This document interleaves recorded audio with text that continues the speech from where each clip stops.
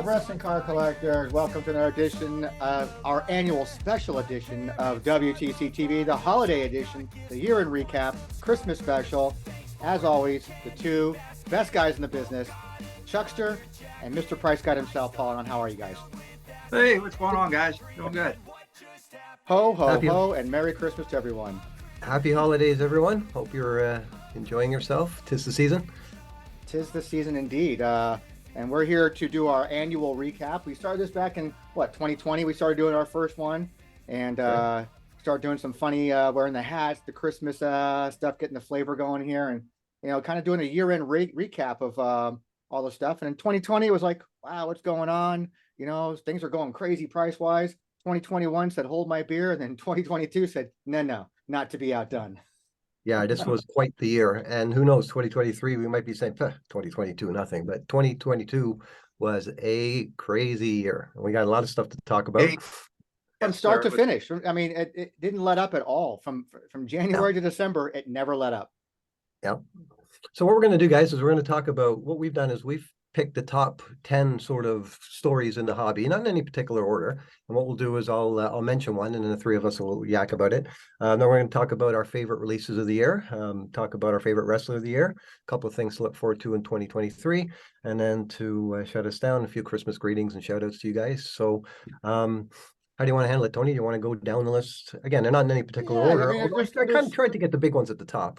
Let's just talk with the biggest the elephant in the room here kind of thing in Panini as a whole. Yeah, so, and that's number one. Panini releases sets for WWE. So if you guys recall, it was announced back in 2021 that Panini was going to get the license, and they hit in around WrestleMania. I think it was just at WrestleMania was when Prizm first came out. Yep. And just to recap on the year, we had 7 releases: Prizm, Revolution, Select, NXT, Impeccable, the debut edition out of Europe, which we don't talk about that often, but it's a full set with Chase, and Chronicles that is just, well, it hasn't hit yet, but we've got the checklist. So during our next wrap up, Tony, you and I will be able to sort of give the first thoughts on people that actually get Chronicles into their hands. So that's something that's going to get the year off with a bang, I think, in 2023.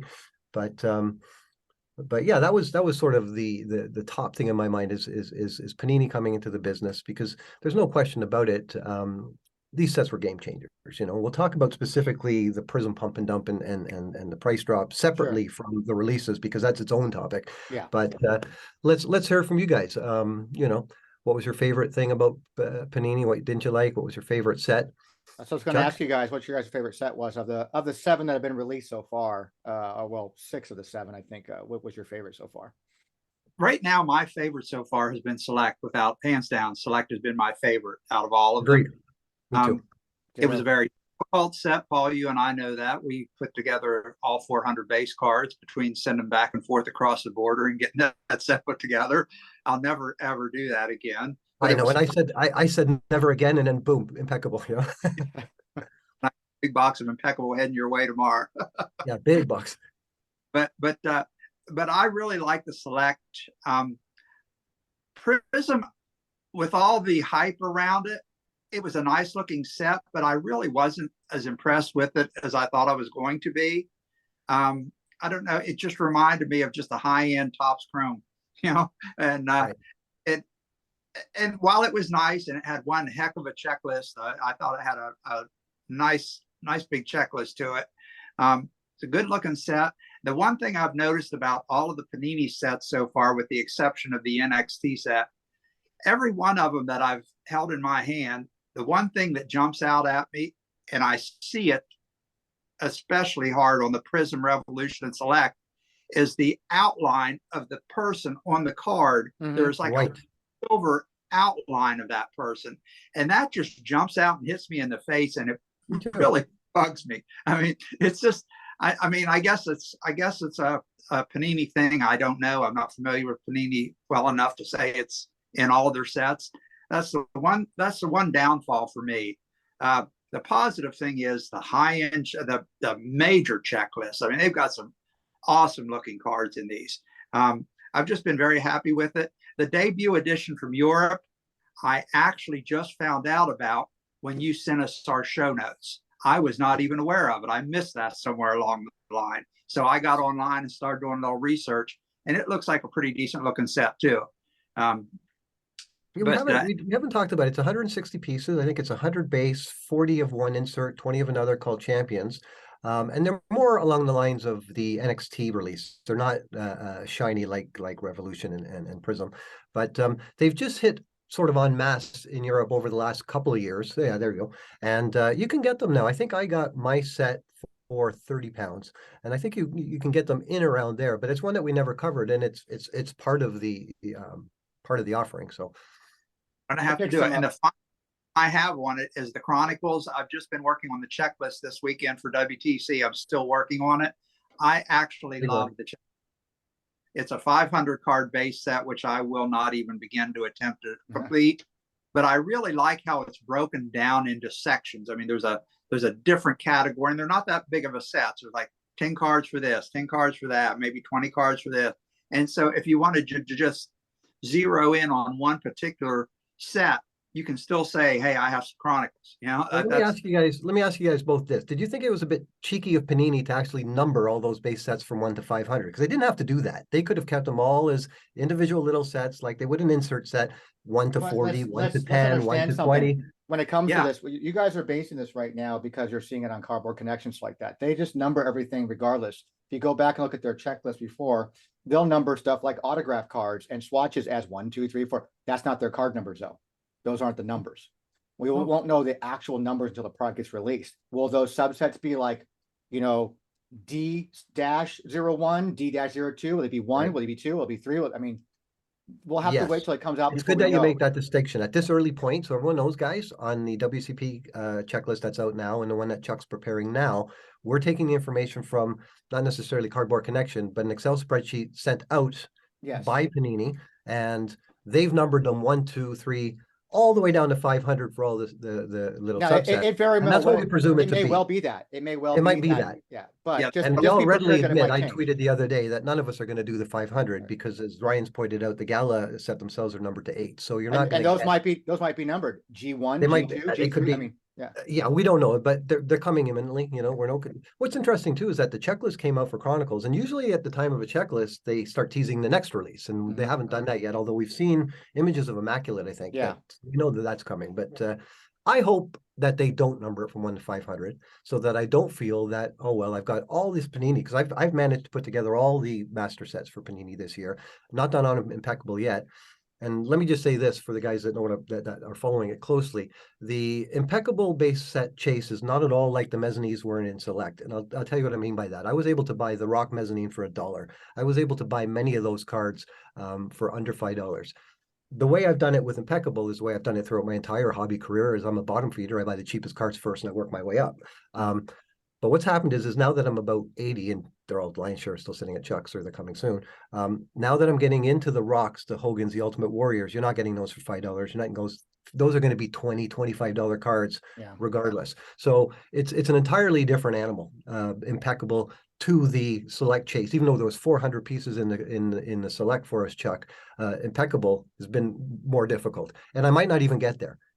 I don't know if I'm going to get to the 100. I'll report as I go along. Certainly, if, as we're discussing, the Chronicles get numbered in that fashion 1 to 500, then I suspect we're all out, not just us. But we'll know. I agree. By the way, Chuck, I like Select as well, for the reasons you stated pretty much. You know, like the 400 at first, I wasn't thrilled, but of course, once we were done, I was ecstatic by it. But I just like the look of the cards. I mean, of the three, of Prism, Revolution, and Select, I just like the design of the Select cards the best. And I think you mentioned, Tony, the checklist. I mean, they all had fantastic checklists, but they really on Select, especially with some of these NXT rookies and such, and they did smart things, like only one Cody Rhodes card, and there were just many different things. Now, we're not parallel guys, and Tony, I'll direct this to you because Chuck and I don't do parallels. So that's really where the meat, if you will, or what most collectors are going to base their opinions of these sets on is how was I treated on the parallel. So you tell me, as a Loomis collector, across the board, Prism to Select to all of them, what would be your favorite set? Because your reasonings for choosing might be different. For me, I like Revolution for that reason alone, because of the different parallels for Loomis. So, I mean, it took me months to finish that rainbow, but I got it, and it was a fun chase. I'm actually going with the Chronicles, though. By the way, I'm surprised there's no Loomis in that set at all. At all. Right. I feel bad. I feel bad for Verzan because his boy's in that set, and he's going to have a hell of a time going after all that as a super collector. So have fun with the chase, sir. Yeah, I Revolution I like just for the parallel levels. I like that the best for me. Select, it was, you know, a beautiful design. I like it. I like it for all the reasons that you guys stated. It's just they did a good job with that, especially as the higher level you got with your chase. When you got to the higher level relic cards and autographed relics, they took special attention to what type of swatch they put inside there, like whether it be the WWE logo inside. They were very mindful of making sure that 1 of 1 or that number to 5 was something very special beyond just being a number. Not like the Impeccables, as No. we've, you know, I'm not buying those, but from what I understand, the 1 of 1s aren't quite as nice as the 1 of 25s or what have you, or whatever that number Correct. is. And that's just someone there not understanding when they're doing it that, yeah, the 1 of 1 should be special. Well, and you think they would know because they just did the release 2 releases before that with you know, Select, where they made it look really nice, and someone spent you know, some time and going, listen, it's a 1 of 1, let's treat it as something very special. And they did, and that's what was kind of appealing to that too. Yeah, so regardless of market impact and the values and secondary pricing and stuff, you know, there's no question with these 7 Panini releases that we did enter a new phase or a new day. You know, when people said that it's a brand new world coming with Panini, they were right. And for the better, I believe. I think these are great sets. I think that they're going to stand the test of time. I think Select is going to be considered one of the greatest sets ever, you know, and there's a bunch obviously throughout the years, like the first Topps WCW set, like the All Stars, like, you know, going across the board, but Panini's going to be in the mix. I mean, they're not the be all and end all, as has been suggested, you know. For me, it's very much, okay, it's just another set, whether it be a Panini set, an AEW set, or the last PPV independent, you know, like it's all part of the lexicon, you know. But certainly the biggest news. We had talked about BBM over in Japan releasing multi-card sets, like 300 and 400 and 500 card sets over in Japan. And we always wondered, why don't we get them here in the US? Well, we got them now. Yeah, we do. True enough. True enough. Careful what you wish for. Okay, guys. So the second thing, you know, right off the heels of Panini releasing sets for WWE, perhaps the second biggest news is Upper Deck releasing sets for AEW. Which originally, by the way, I'll interject here, that news was the biggest news prior to Panini, and the buzz was massive about it. It was massive. I would say it was, at the time, it was even more anticipated than anything Panini was going to be putting out. Right. Just because it was a new company, a card company getting into wrestling cards for the first time, regardless of, you know, their status. But it was just, the buzz was absolutely amazing for Upper Deck putting out AEW cards before there was ever a Panini announcement. But go ahead. And and they hit at the beginning of the year. There's no buzz. There hasn't been near the buzz around the next 2 releases. The 2022 flagships. There, while people have been collecting them and they seem nice, there hasn't been near the buzz around the next 2 sets as there was around that first one. I don't understand that, because I'm actually loving this 2022 set that came out. I haven't seen any Spectrums in hand yet. I don't have that. I haven't started that yet. But the 2022 is just an amazing looking set. And so maybe even we talked about this on our last recap, Chuck, you know, as to why perhaps, and 2 of the things we identified, I'm sure there's more, but what we determined was that, one, there was the delay. You know, they kept saying it was coming, and it didn't. And then, you know, quite simply Panini, you know, they just fell in the shadow of the sort of scope and the overall quality of the WWE stuff, you know. You mentioned 2022 Spectrum, there's the epacks and that kind of thing. I was a little bit underwhelmed, to be honest with you. I wasn't able to put together a Spectrum base set. I don't know if anyone has, but I find the 2022 flagship very similar to the 2021, a little gray for my mind. I mean, you know, I'm not saying just because they're not shiny and at that Panini stock level that's what they need to be, but that's the game now, you know. So Upper Deck is fighting in that arena, and with collectors that have limited budgets, if they're going to pick and they're not partial to the AEW brand versus WWE, a lot of people are going to gravitate to the more shiny, the more widespread sort of allure of the Panini product, and I think that could be a big chunk of it. Yep. What I've liked about sets is they actually, I enjoy their insert sets just as much, if not better, than their base sets. they've knocked it out of the park with these insert sets.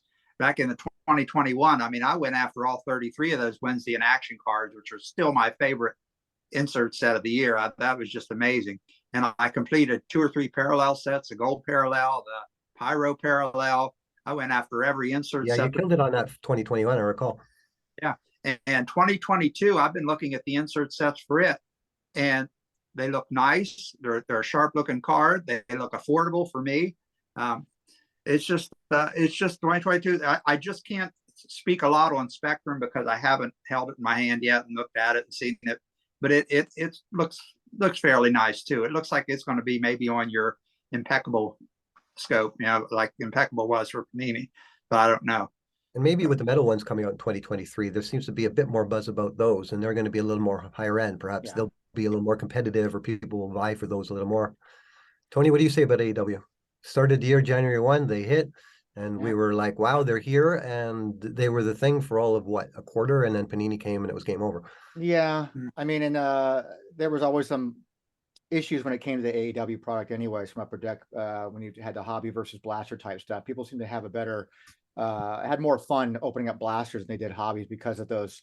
You knew you're getting a hit in those blaster boxes, whereas the hobby box, you're paying a high price, wasn't guaranteed. I'm a perfect case of that. I did a show yesterday, a card show yesterday, and I brought a couple of boxes of AEW with me, with just singles in it. And this surprisingly, it was a father-daughter, and the daughter had bought in cards from the next door neighbor over here, a card shop next to me. And she's like, she's big in the AEW cards, and she went, "Oh, do you have boxes? Like, do you have any autographs? I want to, I want to buy more autographs." Da, da, da. And we talked about like every box she opened up. She said, "I got an autograph," and I go, "Well, I opened up 5 boxes. I didn't get any autographs." Yeah. So that's weird. I go, well, it's just, I guess, how it's seated in the case. I have no idea. Although I have like 3 or 4 more boxes sitting here are unopened. Maybe I should open them and find autographs. I don't know. That kind of, left a bad taste in some people's mouths, I think, when it came to buying hobby boxes. Blasters were the better way to go. And you're right. Once Panini kind of hit the ground running, it was all about WWE product, all about Panini, all about this, that, and then the time span between when they put their flagship out before they came out their next set, it just became months and months and months. And all that time, Panini's just cranking out releases and nothing from Upper Deck. And maybe that killed the buzz for that kind of thing. I mean, Spectrum didn't seem to be a big winner either in the eyes of collectors, I don't think. This flagship is kind of still 50-50, I think, in the general feel for it all. I think you're right. People are going to look forward to metal because of those precious PMGs. And that's going to be the big thing, I think, for 2023 for them. Well, let's get to number 3, which I'm sure many of you guys are going to say, no, this should have been the top story of the year. And this is what happened when, coming out of AEW and Upper Deck, WrestleMania comes. The first Panini set is Prizm. We were warned for some time that Prizm is a different kind of animal from people's experiences in the greater hobby with other Prizm releases. And I put down the Prizm pump and dump, and I guess I should put that in quotes because there are people that don't believe it was that. But the Prizm pump and dump leads to massive price drops and creates a divide amongst collectors, which unfortunately to this day still continues. Yeah. And that was the start of it. And we're not, a lot of ink and words been talked about. We're not going to beat Panini to death again on what happened with Prizm. We all know what happened. But we have to discuss it here at the end of the year because, when talking about the year that was 2022, certainly that first Prizm release, I mean, you and I, within the first few hours of seeing some of those prices, were like, whoa, here we go. And then, I call it the magic 2 weeks in April, where the whole wrestling world was turned completely upside down. It was Twilight Zone central with what was going on. Surely, of course, a lot of stuff wasn't being paid for and there was a lot of shill shit going on. And then, of course, we know what happened ultimately. And again, not meaning to beat a dead horse to death, but Chuck, what do you have to say about the Prizm release and what happened because of it? I think there's still a lot of hurt feelings out there. I was in the beginning. I'm getting over it. I'm starting to accept a little bit of it into my life because it's going to be a thing going forward. You just gotta kind of grow with it. I'm just still not a big fan of it. I don't know. I'm collecting base sets because I need to have it, and I'm a base set collector. Sure. But I'm really not as hyped about it as I thought I was going to be. It's just I just hated to see the divide among all of us because we are such a close knit family. I mean, they're just, Well, we were. you know, and I hate to see the division, and I wish we could do something to kind of fill that gap because it was a tough year. It was a tough year. I've managed to salvage a few friendships, but it got a little tough there a couple of months ago, and I just hate to see the hobby in such a, you know, divided camps as we got right now. Let's be real about this. It wasn't Panini Prizm or the cards themselves that caused the trouble. It Right. was collectors within the hobby and certain attitudes and certain a bunch of different things from both sides, you know, from newer collectors and older collectors, and unfortunately, it de-evolved into what it was, you know. And again, we're not going to point fingers, and we're not going to, you know, that's why it's Christmas time. We're going to be happy about this, but it was the story of the year in many people's minds because we were sort of, it was like a coming of age story, you know, like we were sort of immature little wrestling collectors, but now welcome to the big leagues. And, you know, some of us didn't react well to that. No, it's just, you know, some of us felt that we were in a good space already, and we welcomed Prism, but other people just didn't like the way certain people commented on it, and certain tones to the way stuff was described, et cetera, and it created divisions. And you know, maybe one day, you know, some of these things will be healed, but maybe not. You know, Just because I like something and somebody else doesn't, that's cool. You know, yes. I don't have to like what you like. You don't have to like what I like. I mean, that's what makes the world go around. You know, there's just different opinions on everything. You know, we Like, try not to make value judgments like that on, you know, because I'm I represent myself a certain way in a hobby, or I collect in a certain way, that I ought not to, you know, be upset when someone thinks differently, you know. right. But I was guilty of it throughout the year. I mean, I got my back up many times because I heard things and I saw things I just didn't like, and I'm like, you know, what's this? And you know, we got to get past these kinds of things, and it's just people, you know. And if we can sort of bridge some of these divides, which I'm hoping we can over time, because we're all the same group of people, guys. You know, we're all wrestling card collectors, and it's not even a thing about. I don't think about us and people outside of the hobby. It's people within the hobby that just cause some friction, and you know, we'll just hope that 2023 is a little bit better. I'm going to be on the scene, and I'm going to be doing the best I can to try and keep everything civil amongst us, you know. But that was an unfortunate thing, but also sort of, perhaps, Tony, you said that an expected thing, that, you know, it shows that, okay, you know, we're in the big leagues now, you know, and I guess maybe that's the way to look at it. But anyways, move on. Sure. Let's move on. Let's move to something a little more positive. It's a topic that's not going to get resolved for sure.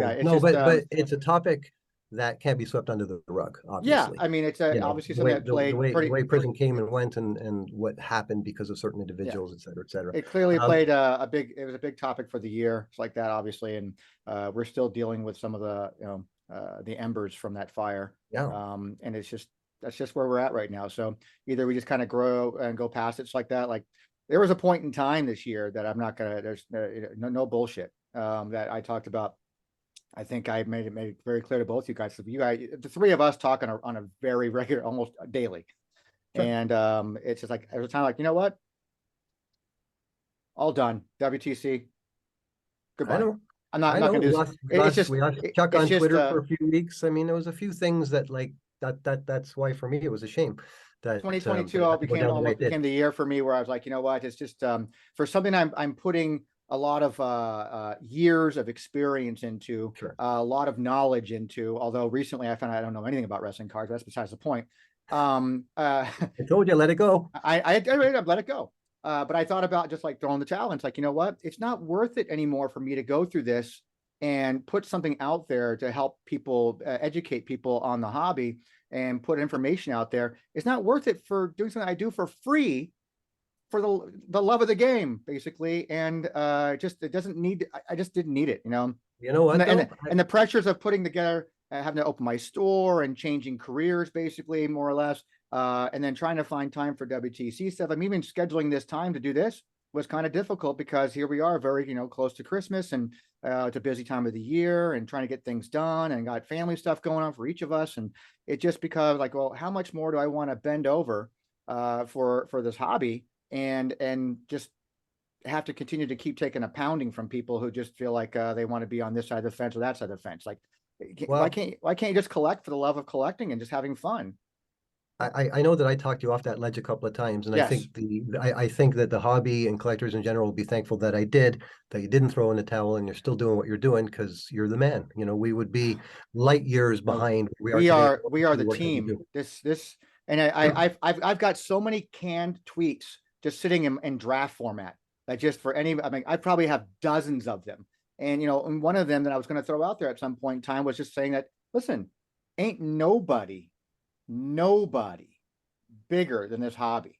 It's just like in wrestling, and nobody No, bigger than the exactly. business. Nobody, and no one person is the hobby. To At all. collectively, there's a group At of all. us that Yes. have worked together.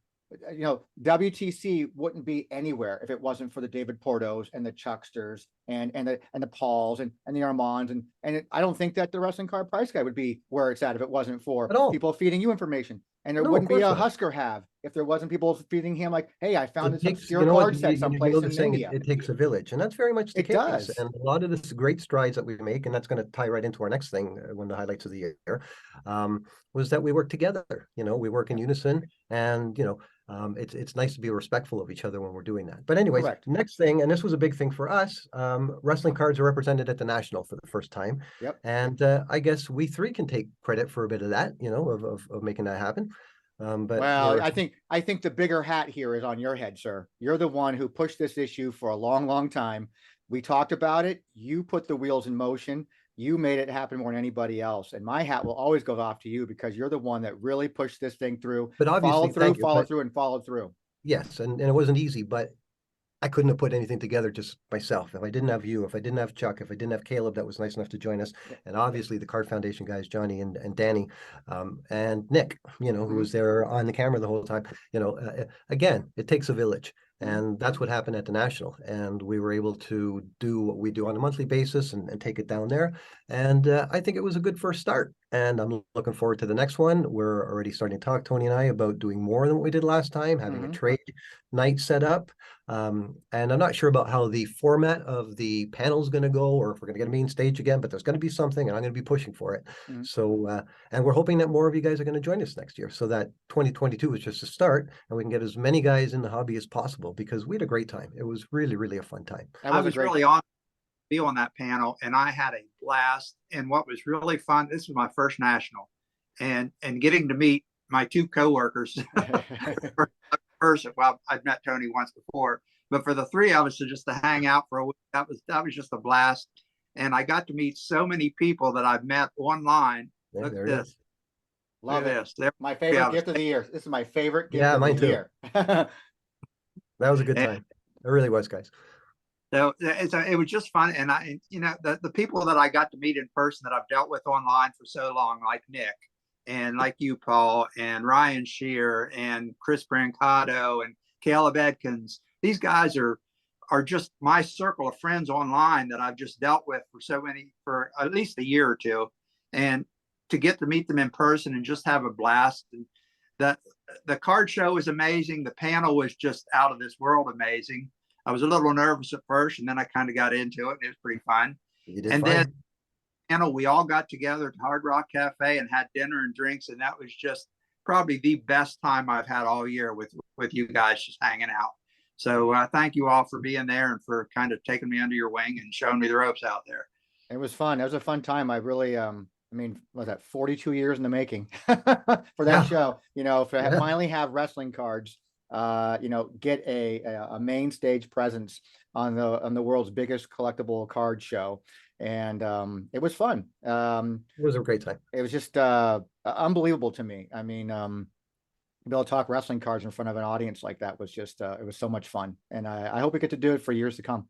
Yeah, that was the start of something cool, and we're on it, guys, and we'll let you know. And we're going to make it more interactive this year. There's going to be more opportunities for more of you guys to participate, all that stuff. It's just a matter of what they do and don't let us do. Yeah. Anyways, number 4, indie sets and custom sets are released with increasing frequency in 2022. I want to throw out to you guys, of the myriad of independent releases and the custom sets, which one do you like the most? And I'll start. I have to say that, as you know, I really enjoyed the Waxateria set, but a little bit selfishly because we were in it. But as I expected when I first saw them, we first started talking about them. Shout out to Pete Lynch and his ARW set, which in my opinion is one of the nicest looking independent sets that I've ever seen released. And Chuck and I, we collect a lot of them, going right back to day one. And I'm involved in a peripheral level up here with some indie guys. So I see a lot of these cards, and I have to say that Pete absolutely knocked it out of the park on his set. Congratulations to that. And there was many others. Again, not meaning to exclude anyone else, but that would be my favorite of the year. Chuck? Well, you may as well just put what you said on rewind, because Pete's, it was Atomic Revolutionary Wrestling that Pete put out, and Pete's part of our inner circle now. He's on Twitter. He's a big card collector, and I've become pretty good friends with him online. He's just put out an amazing product, so shout out to Pete. Great job. And again, I can't say enough too about the Waxateria set for both Joes from the 5 Tool Show and Goat Jerseys, who put together this set and actually reached out to me to be included in this set, which was really an honor. I really, really appreciated that. So if any of you guys haven't bought one yet, I think there's still some left on their site. Hop in there and grab a set. They're just an amazing looking set. And what I really liked about it too is I got to see some indie wrestlers from around the world that I really wasn't aware of. And I've been hunting them up on YouTube and kind of watching some of their matches and kind of getting a feel for some of the new talent that's out there around the world that I wasn't even aware of until this set hit. So yeah, between Pete's Atomic Wrestling and the Waxateria set, they're just hands down, those were my 2 favorites. And again, like I said, not knocking any of the others, because there's some other great stuff out there. There was we had the Seated Centon, we had the Nerdy Buffalo, we had the we just had some really great. We had Wrestling Revolver had a couple, and the NHB guys, the ones on the portrait design or landscape design, they've done what, 6 or 7. There was a couple of GCWs this year. There was the Icon stuff. There was Deathmatch stuff. I'm just spitballing off the top of my head. I don't have the list here. And then there was custom stuff. Like Adrian made a few things that he posted that look gorgeous, but. And we saw a lot of that stuff with more frequency than ever. Like 2022.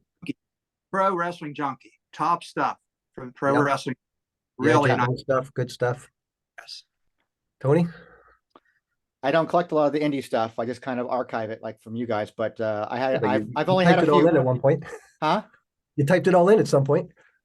Yeah, I typed it all in at some point. Yeah, but I have to kind of agree with you guys. Those are the only 2 card sets that I think that I know of that I have. Also, Kevin Gus put out a set earlier this year too. I think too. The art stuff.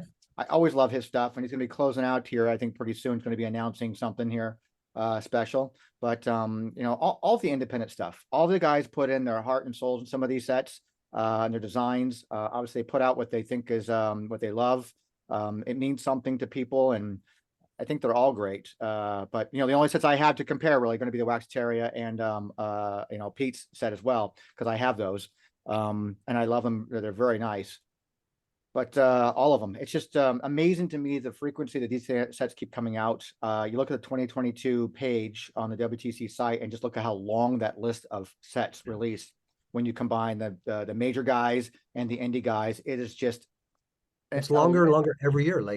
I don't know if I'd want to get back into. If I took another 7-year lull from not putting out checklists, I want to get back into it, because 2022 alone would scare me from wanting to getting caught up. Anthony's just starting 2022 now on the Husker Have website, and he's like, "Oh, I'm almost done." I'm like, "Yeah, you think so, huh?" Yeah. He's got a lot of work to do to get to 2022, but hey, he's done well to get to this point. But yeah, long story short, there was a shit ton of releases. Just a ton. Yeah, put it all together. Just a ton. Okay, so number 5 or 6, 1, 2, 3, 4, 5, 6, is record sales. So guys, there's this guy by the name of Hulk Hogan. Never heard of him. Never heard of him. Well, this guy had a Popy card. This guy had a Cosmos card. This guy was featured on something called the Wrestling All Stars card. And these things, guys, are all getting like 50 grand ish a piece, which solidified Hogan's position as the top name, bar none, in the hobby.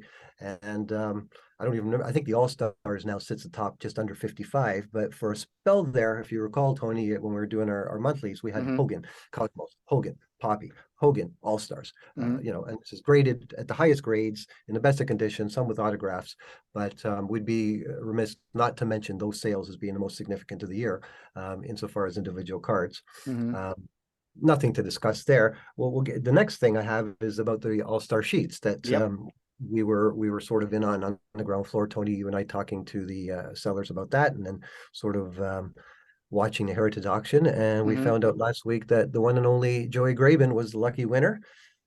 He ponied up big time, and he paid, I think it was 12 and change for them. 13.2. Is that what it was? 13.2. So congratulations to Joey Graben, who also, in my opinion, had the quote of the year. I can't remember who he was talking to, but someone was talking about spending $3,000 on a card, and Joey responded, "Yeah, that might mean something to you, but bro, I'm rich." which still go, and you know what? He proved it. That's got to be on a T-shirt for 2023. It just says, "Bro, I'm rich." Bro, I'm rich. That's all it has to say. No logos, nothing. It'd be a great shirt. Yeah. So congratulations to Joey. And it was nice to see. And obviously you have to mention David Peck, because he has the original ones and he sat with his frame for the longest time. And now Joey has a set. So it's just it's nice to see that that those cards are going to be appreciated, and they're in someone who truly is a collector. That I'm really hoping that the ghosts get framed and put up on the wall, because those are pieces of art. And they really they're being framed. Joey is getting framed. He showed the picture of the frame. So that's going to be a nice room. I'm in my studio down here, my recording studio. I'd like nothing better than something like that down here. Wow, that'd be awesome. So congratulations to him, though, man. Okay, so the next thing is something we could chat about in a little more detail, and this is just one of the headlines of the stories, and it plays into sort of Panini and maybe the fact why they've been cranking so much stuff out. But one of the biggest headlines of the year was an actual fact that Fanatics has bought Topps, and the WWE announces that the license will revert back to Topps. I don't think we have a timeline on that, but that obviously sets a stage for what's going on now with Panini cranking out as much as they can, as fast as they can, as often as they can, because they are going to lose the license. Again, a lot of stuff has been talked about that on the channel here. Kind of in a quick wrap up, Tony, what would you say the significance of that? I think of the craziness here is the timing of how this all played out. I mean, basically you have, here's a company, Topps, that loses a license, immediately goes right into Panini, it makes the announcement they're going to get the license. And then, Panini hadn't even put out their first release yet, but Prizm hadn't even come out yet. And they already got announced like, hey, Fanatics bought at Topps, and that means that they're going to be going, it's going to go right back to Topps.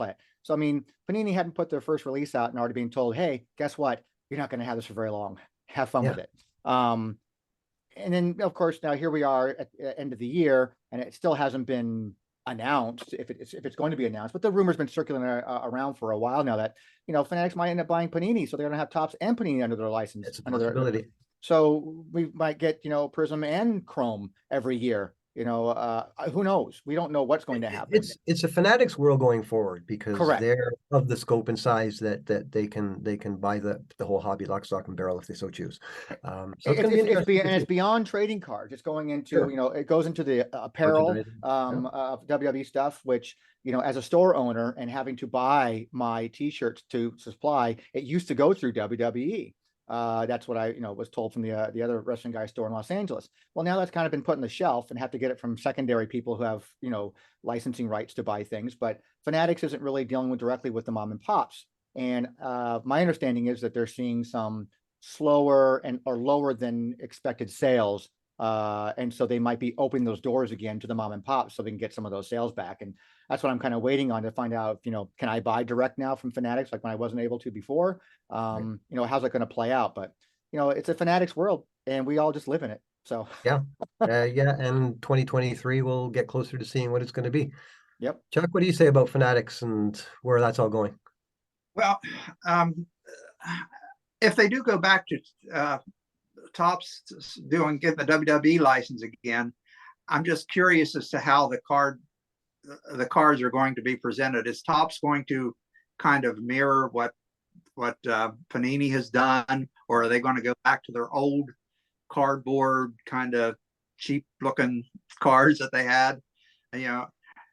I'm curious to know. I mean, I know prices are no longer going to be the old prices are a thing of the past. I know the prices are going to be out of this world, but I just wonder the style of car. But that's what Fanatics wants to do, though. Fanatics wants to be more, point of sale, direct to consumer type stuff. What they want to do, which is they also want to make sure that's more affordable. So I don't know if you're going to see prices go up significantly on some things, but you might start getting some price points of things like an NXT, which was very affordable from Panini. And even Select, a Revolution was very affordable. I mean, hell, you can get that stuff below $55, $56 a box at one point. So that was very affordable.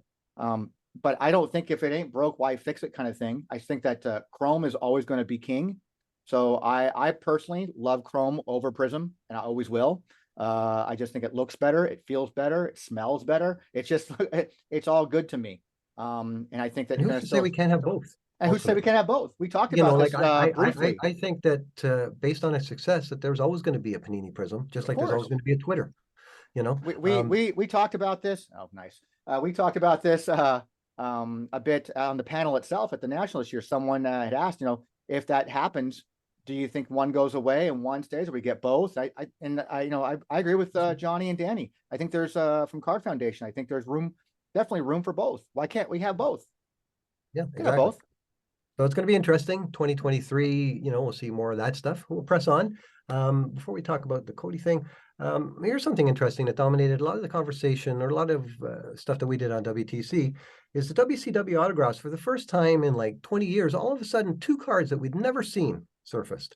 Yep. One was the Mike Enos, and the second one was an unsigned Steve McMichael. But up until they turned up, we'd gone decades without even being aware that they existed. Then we opened the floodgates. Well, what else might be out there? Yep. But that was an interesting few weeks for all of us sort of involved in those cards to find those and have those turn up. Yeah, I remember I jumped on with, I can't remember the gentleman's name, but I remember I did have him on it. I go back and check the records. I interviewed the guy who made that Enos card first available, and right. It's just those are the releases. Those three releases from Topps are just the card releases that just keep on giving. It seems like over the years. I mean, rumors always circulate about who could exist in those sets, and we can speculate like, oh, who's on the roster during that time and who might have gotten an autograph card, and it's just that's what's fun about this hobby sometimes too. Is like you think you know everything, you think you've got everything, and something that comes out of the woodworks you don't even know about. It's like, wow, that's so cool. Like, where did this come from? I know. That's what makes it interesting, guys. Chuck, you were going to say something about these? Yeah, the Steve McMichael card, and you said it was an unautographed one. Did an autographed one ever show up? No. We just found a couple of unsigned, and that's all they were. I went and made a custom card of mine. I went and found an old football autograph, and then I had that copied onto an acetate, and I put it on my WCW card, and I got into trouble from that from a few people that said, why would you wreck the only sort of unsigned card? It's like, you know what? I'm not selling it. I want a signature of McMichael with the other 106. Yep. The only time I know Steve McMichael signed for a wrestling set, which he didn't really sign for, it was a cut signature. And it was when TNA did their Tenacious set, their 10-year anniversary set. There were cuts, different people throughout that, some non-wrestling guys and some wrestling guys. There was a Steve McMichael, and I have one of them because I pulled it. I opened like 2 boxes of that. I pulled a cut Steve McMichael, but that's the only autograph I have of his. I wonder why they did the cut signature for him. It's not like at that time he couldn't sign at the time. Weird, huh? Yeah. So that was weird. Crazy. So guys, the last thing on our top 10 stories of the year is not so much a hobby thing, but more of a wrestling thing. I thought we should have sort of identify what we thought was the most significant thing that happened in wrestling, because in the next section, we're going to talk about our favorite wrestlers of the year. And at first I thought, well, Vince stepping down was probably the biggest story overall in wrestling. But then I thought about it more, and this is my opinion only, but I came up with Cody Rhodes coming back to WWE from AEW. And the reason why I think it was significant was that it was the first sign that AEW was impervious. Everyone was going to AEW. All the buzz was going to their pay-per-views. It seemed like they were going to be the next WCW to really become a contender to WWE. But then Cody Rhodes, one of the main dudes that started this thing up with Tony Khan and the Young Bucks, he comes back to work for Vince. And I think from that time, and then he goes on to have that match with Seth, which I'm sure many would call their match of the year. I thought that was a pretty significant shift in wrestling itself. And I mean, you could pick 50 stories that you think are the most relevant and most important, but I thought that was a very interesting one. That just showed that WWE is still WWE. You know what I mean? So your thoughts on that, guys? Cody going back really surprised me. That shows me there's some kind of internal strife in AEW. They're starting to have a little crack in the foundation there. That's what it was. It showed things behind the scenes. Yeah, exactly. And that was pretty significant because when he left WWE, I didn't think there was any chance at all he would be even consider going back. So something had to be behind the scenes moving that. But I'm like you. I think the Vince McMahon story might have overshadowed that a little bit because Vince, that was a big deal. I mean, it made mainstream news. It wasn't just a wrestling news. It made mainstream news where Cody was just kind of an internal thing to us. I know what that story was all about, but everybody knows who Vince is, and so I agree. I think that was, to me, that those were the two top stories. Well, the next thing I had, guys, to discuss was our sort of favorite releases and our favorite indie sets of the year, and we've kind of done that already. Did you? I would say Select was my favorite set of the year. We talked about ARW. You mentioned Revolution, Tony. So we've covered that. So should we move on to what we did last year? And I think we did the year before. Our favorite wrestlers of the year, and our runner-up. Well, for me, Chuck. For me, it's hands down wrestler of the year, MJF. Just there's nobody else who can touch him for me. I mean, that's my opinion. I've been a fan of that guy since I first saw him at that first All Out pay-per-view a few years ago. The first time I'd never even heard of him until I saw him on that show. And I thought, wow, I like this guy. And he's just grown stronger and stronger. And he's kept himself relevant. He's kept himself in the news. I mean, he lives his gimmick. I mean, from what I understand, what we're seeing on TV, we're seeing the real MJF. It's just not an act he's putting on. That's the real MJF. And when he's on my screen, whatever I'm doing, if I'm on the phone or if I'm doing something, I just stop everything and I watch him because he's just so mesmerizing. I just think he's fantastic. As far as runner-ups, surprisingly, two guys who weren't even on my radar last year that I kind of see really starting to pop me a little bit. And one of them is LA Knight and the other one is Johnny Gargano. I mean, I knew of Johnny Gargano from the NXT days, and but since he's pulled up to the main roster, I see big things for him. And LA Knight is still kind of up in the air, but I like him. Once he gets done this feud with Bray Wyatt, we'll see where he goes from there. This may be a one and done for him, and you might not ever see him again. But right now, he's riding high with this feud with Bray Wyatt. So those are my two runner-ups. But MJF, hands down, I just can't come up with anybody else that has impressed me more in the past year than MJF. And I think I had him kind of at the top of my list last year too. Yeah, so did I. He was my top guy last year. Yeah. And sadly, the one guy that has kind of taken a nosedive, which I was really hoping to see better things for when he signed with AEW, and that was Danhausen. I mean, he's still relevant. He's still there, but he just hasn't made the impact that I thought he was going to make. So that's kind of my thoughts on those. Nice. You want me to go, Tony? Yeah, go for it. I don't really have it until go ahead. You don't? Yeah, you don't watch wrestling, do you? I want to watch. I mean, I have my personal favorites for personal reasons. So yeah, well, for me, my runner-up of the year, and I was late to the party on this, guys. People are going to say, well, this guy wasn't new, he didn't do anything special, but he was in my match of the year this year against Orange Cassidy at Forbidden Door, and that's Will Ospreay. Now, again, he was just a guy that was never on my radar, and in 2022 was the first time I got a look at him, and I was blown away right away. I thought, man, this guy has it, and he's got a potential, he's at that potential to be an AJ Styles kind of guy. Like, he's so crisp, he's so technical, and so Will Ospreay was my runner-up. I can't disagree with you, Chuck, about MJF, but I didn't pick him just because I picked him last year. And I thought, okay, outside of Will Ospreay, who was it that I enjoyed seeing the most this year? And I realized, and it put a smile on my face. And my wrestler for the year in 2022, and this might surprise some of you guys, but who entertained me more than anybody by a wide margin this year was one Sami Zayn. I thought he was fucking fantastic, Sami Zayn, this year. If you look on paper at this bloodline angle, it doesn't seem to make sense. Yet somehow he seemed to make it work. And that was the one segment of Raw that I was always looking forward to. And it's interesting, this thing with Sami, because if you look at his history as a wrestler, he's peers with like AJ Styles and Kevin Owens and Daniel Bryan. These guys are all in Ring of Honor at the same time. But all these guys that he wrestled with 10, 15 years ago, they've gone on to become multiple world champions and achieve the heights of success within the wrestling business. But for whatever reason, Sami hasn't. And I started wondering why, because he's been consistently entertaining. Like that Johnny Knoxville thing at WrestleMania previous year was great. And I just feel that he perhaps he just wasn't catching the attention of the fans or the McMahons or what have you. But I think this year he did. And he wins for my choice of wrestler and entertainer of the year. A good choice. I don't watch any wrestling because I don't have a regular TV, but for highlights, I just do social media. And I saw, every time I hear that he's hitting it out of the park, I tune into it. But I'm very entertained by what Sami Zayn's doing. I mean, it's just it's fun to watch. Like it's just fun. And and I think that. I think the title's going to be put on Cody, obviously, at some point. But I think Sami deserves a run. He really does. Like he's the one guy in my mind that deserves it. Cesaro was another, by the way, that never got the top, and he should have. A glaring omission. I don't know if I'd agree with Sami getting that the top title. I don't think that's. I don't think so. Nah.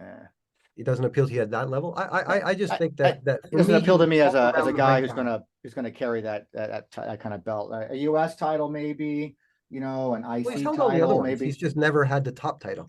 Yeah, I don't know if that's. I mean, neither did Razor Ramon. He didn't need it. No, neither did Piper. He didn't need it. Neither did Mr. Perfect. Neither did Drew. I mean, these guys were entertaining for a whole different level and a whole different other reasons like that. And I think that Sami could probably fit in that same category. Probably, I don't think he needs to have a big title to do it, but And I agree on Cesaro. I think Cesaro was just kind of left behind in WWE, and I was so tickled to see him take the ROH title a couple weeks ago. That just kind of was the icing on the cake for me because I'm a big fan of his also.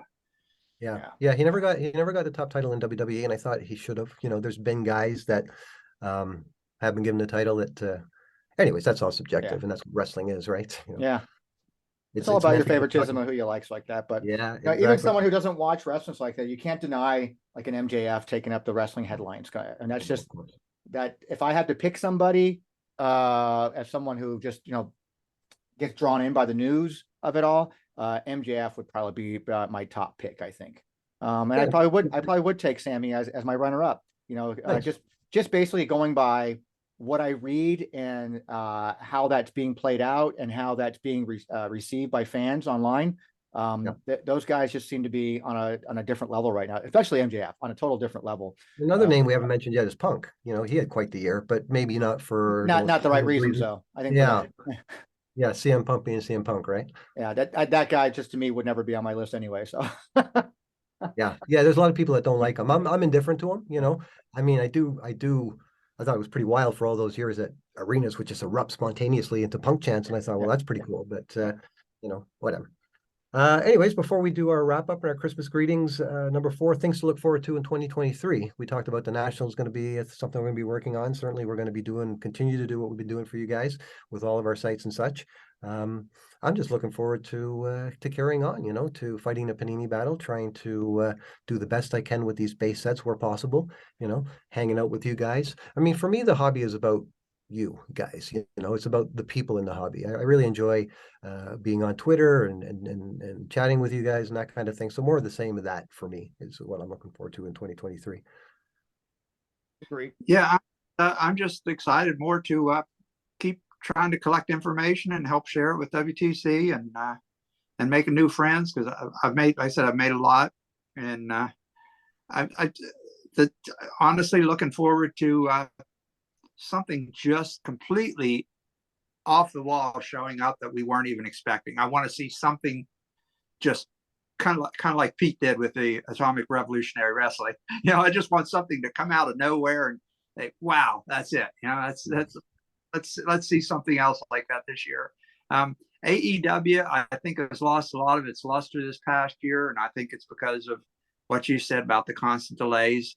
And but I'd like to see them kind of rise back up to prominence a little bit, because again, I'm a big AEW fan. I'm just, that's kind of my main show. So, and I'm just looking forward to kind of hanging out with you guys and doing what we do. So awesome. Tony? Same, just trying to keep pushing forward with the WTC thing, and hoping that people continue to keep using the sites for education. It's nice when recently I saw that Fight Sport Manila did a video of their unboxing of a grading from CSG, that they got their cards graded, and that it was nice to see that they had credited WTC as the reason that grading company actually went ahead and took them seriously, because everybody else turned them down. So it was nice to get a little shout out for that. And it's nice because it's what we do. We try to go out there and validate and authenticate and, show that these are true, real collectibles out there for people. And where's the hobby if you don't do this? Exactly. I don't do it. They go to WTC and that's it. I get the odd look, but you're the source. You're so if all of a sudden you decide to list All Stars with blank backs, you help somebody.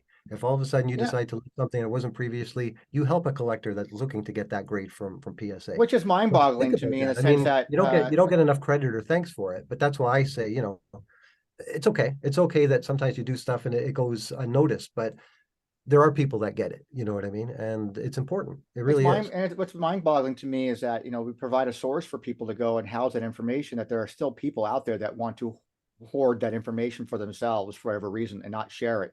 Like it's a disservice to the hobby. So I think it's a disservice to the hobby when you don't share the information you have. Consumption always. And so, it's a disservice not to share the information.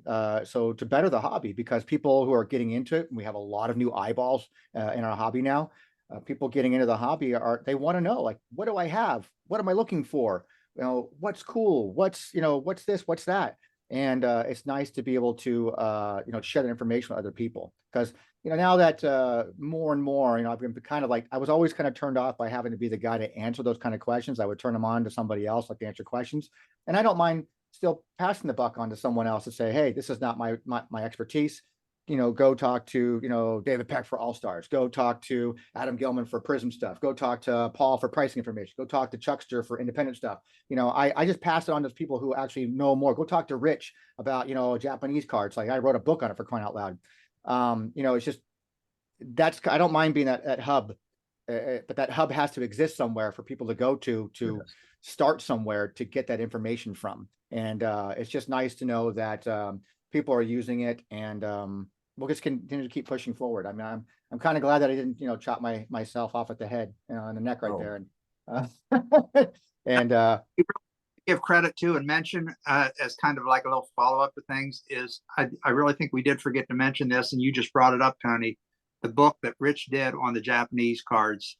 Yep. This past, that was amazing. Thank you, Rick, for all the hours of work that you did. Rich, for all the hours of work that you did, and for helping me expand my collection. And it was just an amazing job. And I think it's a fantastic book. So anybody interested in Japanese sets, Rich is the guy to reach out to and get a copy of this, because it's amazing. Yep. I actually referenced it last week. Someone asked me a question about a Great Muda card that came out in 97, 98. And that's all he knew. Like, I think this came out in 97, 98. I looked it up in the book. And I reference it and I go, here's your answer. He goes, wow, thank you so much. It's way more information. I mean, so it's just a great resource, man. It's just such a great resource, and I highly recommend it. And it's nice because working with someone like Rich, he's going to be helping us, convert a lot of that stuff into actual checklist format for the website, which is going to be great. So looking forward to getting that stuff up there as well too. But my time's going to be much more limited in 2023 for WTC stuff. And I think you guys have kind of seen that already going forward. So it's just hard. Once I start getting settled in with the store and can kind of get my set hours, and I have time to work on things, I'll be able to push things out when I can. But right now it's just so hard to get stuff done, just trying to launch a small business. So guys, before we wrap up, would you mind if I do some Christmas wishes and shout outs? Everybody likes to get a shout out every once in a while. And we all can do that, right? We can all do some shout outs. Yeah, I've got a list here of some people. Like these are all people, like, we're talking about the year in review. I just wanted to sort of mention a few names. And again, these are people we might have mentioned already on the show, but there are others. Mhm. And these are like contributors to the hobby, content creators, and guys just that really moved the needle forward in the wrestling card hobby. And I think I want to give a specific shout out to a bunch of you guys, because I love you all. First of all, it starts with the guys right in front of me, Tony and Chuck, and you, Tony, in particular, for what you've done with not only wrestling trading cards, but the channel. I thank you personally and wish you a Merry Christmas. And like Thank I you, said sir. earlier, Same to you. if you don't do this, we're way back. And Chuck, you're the backbone not only of my site or both of our sites. Like you work tirelessly behind the scenes. And on a personal note, I think everyone out there knows what you do for me on the collection side. Like even Zan won't send me something; he'll send it to you because he knows that it's going to get. I did the same thing. These two gentlemen have done so much for this hobby. It's incalculable. I'd also like to thank my brother, Anthony Havlovich, Husker Hav. There's the three of us, and then there's also Anthony. If you're to talk about the four guys that are across the board guys that have been there from day one, that know, there's the old saying, jack of all trades, master of none. Well, that's me, Chuck, Tony, and Anthony, because whilst we might not be specific experts on one thing, we're across the board guys that know it all. And we know it all because we do checklists. We're forced to sort of revisit and learn all this stuff. Mhm. But Anthony and I have become very close, and I just wanted to wish him a very Merry Christmas. And also, Nick Kaufman has his site. We often talk about Price Guide and WrestlingTradingCards.com. And that's what that's what we represent. But Nick Kaufman is his site, the Crazy Card Collector. He's been a wonderful guy in the hobby, a friend of mine as well. And I'd like to give a shout out and a Merry Christmas to Armand. Now, if people think that John Cena's "You Can't See Me" gimmick is something, well, they don't know Armand, because I've yet to lay eyes on the guy, and I think I might even offer a award in 2023. First guy that sends me a picture of Armand is going to get something, because the guy does so much for the hobby. He's often the first one to identify an indie set before any of us, and he contributes to Twitter on a regular basis. So Merry Christmas and Happy Holidays to Armand. Merry Christmas to those guys. Yeah, I'd like to thank the, when we talk about WTC, the hobby, relies a great deal on Zan Morning and what he does with both his shows. The one you do with him, Worlds Collide, which is coming up to 100 episodes. And I know there's going to be something done special for that. So I'm looking forward to that.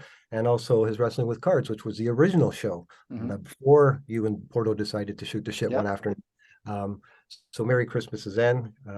And I also have to mention the Card Foundation, Johnny and Danny Tancredi. Now these guys are doing a show. Don't you forget about Papa Bear. He'll come at you. I'm getting to him. Hang on. That was going to be my next thing. I was going to say to Johnny and Danny, but also to the guy that pushed me down to being the number 2 Paul in the hobby, Papa Bear. I've never actually had the pleasure, and I'm hoping that changes in 2023, and that him and I, if we don't get to meet in person, we get to have a go-between between the two of us. So to you, Zen, and the Card Foundation guys, thank you for all the work that you've done. Merry Christmas to you guys. I'd like to recognize the guys on the indie side, and we've talked about them a little bit, but guys like Caleb, Mike Newworth, Chris Myrtle, Tony O, Chris Brancato, you mentioned, Matt Delacus. These are all guys that are on the cutting edge of this stuff, and we rely on them. Even though we're the checklist guys, a lot of the stuff we get are from Amand and from Mike Newworth. And when the Limitless fiasco, I shouldn't call it a fiasco, but when Limitless came out, these guys were right there on the edge of it. And I want to wish all you guys a Merry Christmas and thank you for the work that you do there. It's invaluable. I want to mention guys from outside the wrestling world that have contributed. Guys like Collectapalooza did this show. The Sports Cards Therapist guys do wrestling stuff, which is great. Brett and Stacking Slabs, and obviously the 5 Tool guys and Goat Jerseys, Joe and Joe. Thanks again for the honor that you paid the wrestling card hobby and us personally. It was great. You guys just mentioned Rich Veligan from the Japanese stuff. I met Rich a few weeks ago, and I was going to mention him. Thank you for the work that you did in the book, and congratulations. I'd like to thank some of the super collectors out there, guys like Drake, and I mentioned Brett before. Vintage guys like Knapp and Frankie. These guys do a great deal of posting, and they show, especially Main Event Collectibles. He shows us so many Andre things and so many other things that we wouldn't otherwise. What an incredible collection that guy has. Yeah. And lastly, because it's Christmas time, I'd like to do a few sort of oddball tag teams, you know, in the spirit. But I'd like to first of all wish a Merry Christmas to two of my good friends, David Peck and Jamie Wallace. Two good-looking young guys, two fit guys. Love you guys both. Jamie, you helped me with the tickets this year, with my WrestleMania ticket, and you and I got close on that WCW All Star stuff. I love watching your chase with the Macho stuff. And David Peck, you know, you're the man. Like anyone that doesn't understand what this dude has done for the hobby before, say, the year 2019, when most of us weren't even in it. We were, but he was pushing things forward. You know, when we were here, Peck was here, and we can't rewrite history. You know, just because we're in a situation now where we're a Panini world, it's a Marty Shining world, that doesn't undo anything that was done to get us at this point. So, you know, to Peck and Jamie, you know, love you guys both. Wish you both the best. In the Peck and Jamie theme, I'd like to my next tag team is my good friend Ryan Shear, Macho Madness, and a guy I haven't met but I really liked, which is Anthony Mike the Cleaner. Two of you guys, silly guys. Silly guys. Yeah, silly guys. You're both great guys. I got to sit down with Ryan this year, and I know him and Anthony has have a few jabs, attention to Gilman, et cetera, et cetera. You guys, it's Christmas time, so that's why I'm having fun with this. I just want to say that, you know, in the spirit of you know, of Goodwill towards men. Goodwill towards men. That's perfectly, you know. And my last tag team is Rob England and Uncle Danny. And you know, again, guys, you guys have the best autograph collections out there, and I just want to wish you both a Merry Christmas. And I'll let you know, Chuck and I discovered something a few years ago, that when we discovered that we were going after the same kinds of things, we quickly realized that if we started working with each other instead of against each other, and now we collect together, like in every sense of the word, but we things go a lot smoother. So, you know, not meaning to be facetious, but all you guys that, you know, this is a time, if anyone wants to send a greeting to someone, or if you don't get along with someone, there's so many great people in the hobby. And I just wanted to recognize all you guys, you know, because this hobby isn't anything without you guys. And I think if there's anybody I mentioned, please forgive me, but I think I've covered all the important people that matter. Merry Christmas to you and all your families. Couldn't have Ditto, said it man. better. Yeah, you couldn't said any better. Nothing to that. That was perfect. You know, going back to the beginning of your shout outs like that, you know, that to me is the four horsemen right there in the beginning, like what you said. But it's going to be yourself, Chuckster, Anthony, and myself. Over the years, despite all what's gone on throughout the whole year, it's like that. Throughout the years, like that, we bounce things off of each other over all these years. Have you seen this? No, I haven't. Oh, you know what? I just saw that. I mean, we find that information between the four of us. We seem to have always been able to feed off of each other for that information and all for the better of the hobby. And so to me, that's a foundation right there. And I'm honored to be part of that foundation with you guys like that. So I can't think of a better group of people that have helped push this hobby forward than the two faces I'm looking at right now. And then having Anthony with his websites like that, and the travels that he's done over the years to, you know, help better the hobby. So he really has, especially on the international stuff, and he's still, like, to this day, finding indie stuff, finding stuff out of Mexico, farming in India. You know, I mean, there's a list of people that, I mean, we could go by no means is this list like anybody we've omitted. It's like, oh well, you're not significant like that. It's just these are people that come to the top of the heads like that. You know, I got to thank Adam Gilman also for being on as well, because you know he's bought when it comes to modern stuff and all the Panini stuff. He's really helped and put out some very informative things, whether you like the guy or don't like the guy. He's put out some very informative stuff on the channel to kind of help people kind of navigate through Chronicles, how to navigate through Select, navigate things that we're not familiar with, Impeccable and stuff like that. So there's just a lot of people out there that we could probably say thanks to, like, as well. You've covered everybody that I can think of that's going to be of any major significance to me and to the hobby as a whole. But there's a lot of other guys who come out of the woodwork that we don't know, that, hey, you know, I'm from the South over here. We've had this, like, oh my God. And these people become part of our family over time. Like, you know, there's a lot of people that beginning of the year, we didn't know. I didn't know Ryan. I didn't know Chris. I didn't know people that we met at the National, ended up having dinner with. So we didn't know these people. And then because of the hobby, we got together. That's how you guys and I got together and how we became friends over these years. I mean, I think our friendships basically go, what, 20 years now? I mean, at least. at least. And it's incredible to me that that's what we've built over all this time is information for the love of the hobby, passion for this hobby. And then as a result, we end up getting moments like this where we get to finally meet and have a wonderful time together. I mean, it's just been amazing. It was the best time I had this year, bar none. Yeah, those 2 days were just awesome. They were awesome. I mean, getting to share a room with you and stuff like that, having stories and stuff like that. It was just, then walking the boardwalk and then doing the show and meeting people. And it was just awesome. It just is an awesome thing. And I wish everybody who listens or watches this, I wish them all a very happy holidays, Merry Christmas, a Happy New Year. We'll continue to keep doing what we do going throughout the year. Absolutely. Everybody, just thank you for your friendship this past year. And I hope you have a great next 2023. Yeah, I can't think of anything else, man. I think we got anything else to cover, or we cover everything? No, I think we got it all. Just Merry Christmas, everybody. Yeah, our annual, a wonderful annual Christmas special, folks. So we do it. Hopefully, we'll do it again in 2023.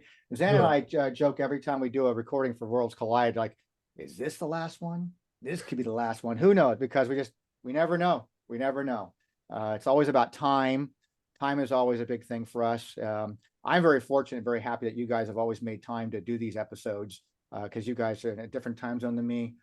You've got work up there. Chuckster's got so much stuff going on over there. The guy's getting healthy. Guy's dropping weight left and right for crying out loud. He's over there going to run a marathon this year. I think he's going to run a marathon in 2023. Guy's out there running every day. Huh? I could probably do that marathon at this point. I've dropped 20 pounds since you guys will see me in July. I noticed that. You're looking good. Yeah. So, and then I think I know I PC Loomis and Kurt Angle, but I think in 2023, I'm going to continue to PC Chuckster. That's what I'm going to continue. That's part of my PC now is Chuckster. So I've got stuff right now. You got what? I got a master set of all the Chuckster stuff. Yeah, because there's 3 so far, and if I have my way, there'll be a 4th at a minimum coming soon. So yeah, about number 3 yet. I don't think we've announced number 3 yet, have we? Oh shit! I keep talking about that when I'm not supposed to. Yeah, what is wrong with you, man? Sorry, man. What is wrong with you? Well, anyways, with that, guys, I really appreciate your time. I appreciate everybody who's listening's time. I think if you guys, we just do this thing like, tell people where you can find you. But I think if you can probably find us all on Twitter, we're pretty easy to find kind of guys. You can go to the wrestling card price guy. You can go to WTC. You'll find all information, links to everybody that, to all of our stuff is on there. We'll have it in the show notes as usual. And I just appreciate everybody and thank you for a whole wonderful year of ups and downs. But I appreciate you guys for hanging out and hopefully you learned something, at least one thing throughout the year that helps better your collection, your hobby, your investment, whatever it is you're looking to do in this hobby. So thanks, you guys. Merry Christmas, everyone. Merry Christmas.